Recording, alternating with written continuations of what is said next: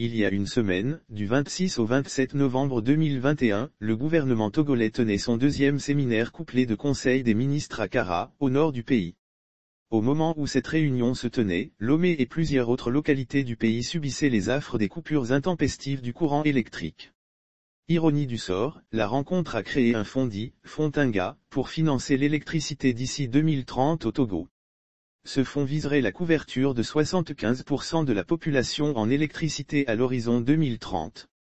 Souvenons-nous, l'échéance 2030 avait été promise pour être l'année de l'émergence au Togolais. Donc, si l'on comprend bien, le Togo sera classé pays émerge au même titre que le BRIC, Brésil, Russie, Inde, Chine et Afrique du Sud, d'aujourd'hui, avec seulement 75% de sa population connectée au réseau électrique. Encore que cela se réalise dans cette mare de corruption. Alors, on peut à raison se poser beaucoup de questions. Fallait-il 70 ans après les indépendances pour que seulement 75% des Togolais aient accès à l'électricité? D'où proviendront les ressources de ce fonds? Qui va le financer? Qu'en est-il de tous ces fonds créés ça et là et quel bilan peut-on en dresser aujourd'hui avant d'en créer des nouveaux? Le dernier fonds en date créé est le fonds Covid alimenté par des dons de plusieurs milliards mais à ce jour aucun compte n'a été rendu de ce fonds. L'argent du contribuable a beaucoup servi à combler les pertes abyssales toujours présentées par la communauté électrique du Bénin, CEB. Tout le monde le sait, ces pertes ont pour origine les détournements massifs, les surfacturations et la haute corruption érigée en mode de gestion dans cette institution censée régler le problème de déficit d'énergie électrique dans nos deux pays, le Togo et le Bénin. Alors, les corrompus vont-ils continuer de piller à deux bras l'argent du contribuable en toute impunité garantie et on va créer un fonds nouveau à côté de la mission sapée de la CEB? On est incapable de fournir de la bonne électricité aux Togolais, alors que le pays ne consomme même pas grand-chose en raison de l'étroitesse du tissu industriel et du caractère peu significatif de la consommation des ménages, des administrations et des particuliers. Le peu de courant fourni est de piètre qualité avec des baisses de tension insupportables et des délestages chroniques qui fatiguent les usagers et qui bousillent les équipements et les installations. En 17 ans de pouvoir, on n'a pas été en mesure d'éclairer les Togolais, ne serait-ce qu'en construisant la moindre centrale de production, ou tout au moins en mettant en état de fonctionner celles qui existaient déjà et qui sont vieillissantes. La fin de notre calvaire n'est pas pour demain.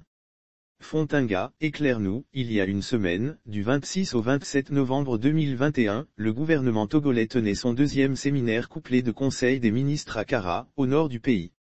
Au moment où cette réunion se tenait, Lomé et plusieurs autres localités du pays subissaient les affres des coupures intempestives du courant électrique.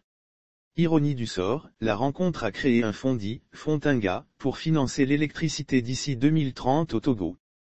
Ce fonds viserait la couverture de 75% de la population en électricité à l'horizon 2030. Souvenons-nous, l'échéance 2030 avait été promise pour être l'année de l'émergence au Togolais. Donc, si l'on comprend bien, le Togo sera classé pays émerge au même titre que le BRIC, Brésil, Russie, Inde, Chine et Afrique du Sud, d'aujourd'hui, avec seulement 75% de sa population connectée au réseau électrique. Encore que cela se réalise dans cette mare de corruption.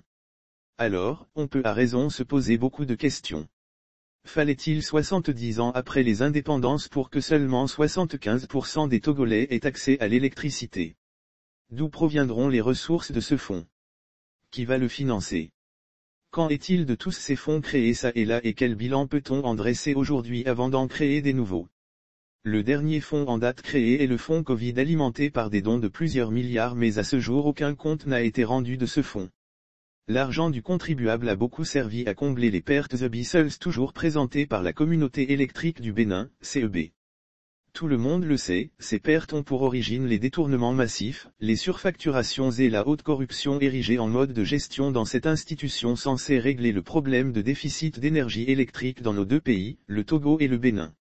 Alors, les corrompus vont-ils continuer de piller à deux bras l'argent du contribuable en toute impunité garantie et on va créer un fonds nouveau à côté de la mission sapée de la CEB? On est incapable de fournir de la bonne électricité aux Togolais, alors que le pays ne consomme même pas grand-chose en raison de l'étroitesse du tissu industriel et du caractère peu significatif de la consommation des ménages, des administrations et des particuliers. Le peu de courant fourni est de piètre qualité avec des baisses de tension insupportables et des délestages chroniques qui fatiguent les usagers et qui bousillent les équipements et les installations. En 17 ans de pouvoir, on n'a pas été en mesure d'éclairer les Togolais, ne serait-ce qu'en construisant la moindre centrale de production, ou tout au moins en mettant en état de fonctionner celles qui existaient déjà et qui sont vieillissantes. La fin de notre calvaire n'est pas pour demain. Fontinga, éclaire-nous.